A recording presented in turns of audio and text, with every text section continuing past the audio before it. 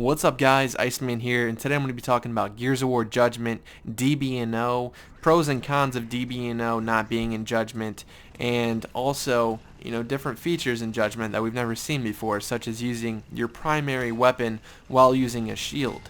So, using the boom shield with a primary weapon, I think is really going to make the weapon useful, to be honest.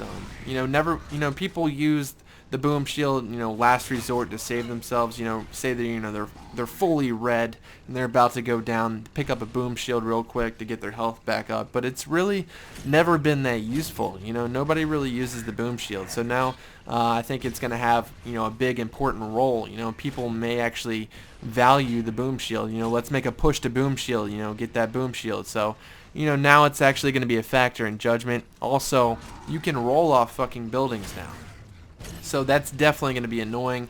On that one map where you can actually, it's all rooftops, you can actually jump off the roof. So that's going to be a little bit aggravating, getting in a shoddy battle and, see your enemy just roll off the cliff and actually survive his fall.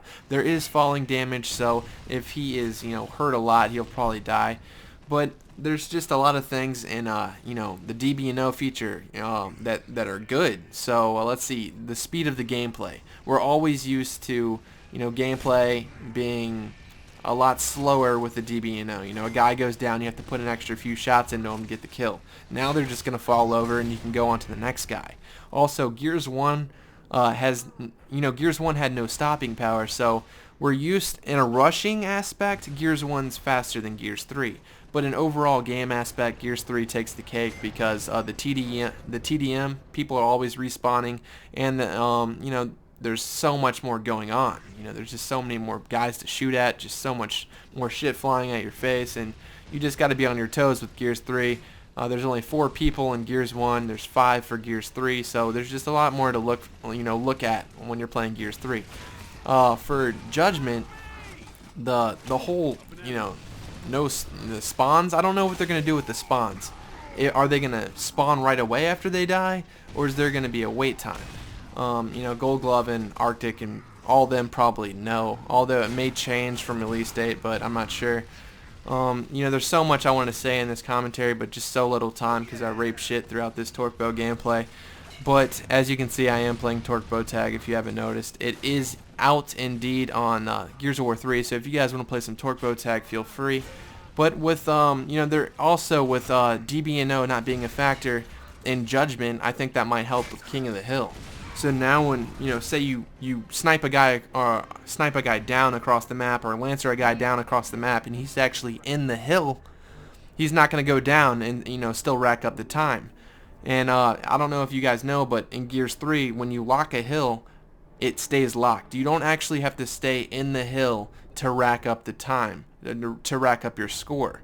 I don't know what they're going to do with Judgment. Maybe they're going to make you have to stay in the ring, which I think would actually increase the role of, the real main aspect of the King of the Hill is to stay in the hill. In Gears 3, all you had to do was lock the hill and just set up a perimeter around it to hold it down. So I think it would be a lot more interesting to see them actually make King of the Hill where you have to sit inside the ring. Now also with the loadout, there's loadout in Judgment now where you're going to have to pick your primary weapon.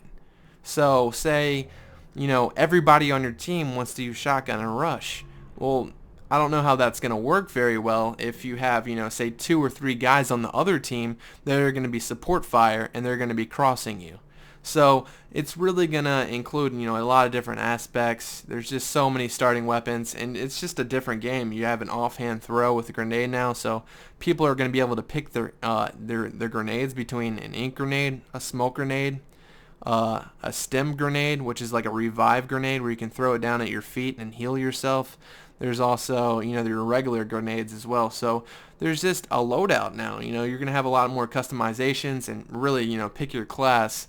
It seems like they've changed so much with Gears of War, but it could be a good change. I'm not going to knock it until I actually play it. I want to hear your guys' opinions on all these features and, just really get on your take on what you think about this game. I'm not going to be a big fan of the whole no DB&O, but maybe it might be fun. You never know. That The whole no DB&O thing is definitely going to take out executions. No more cool sniper execution. No more cool jump on them and beat the shit out of them execution.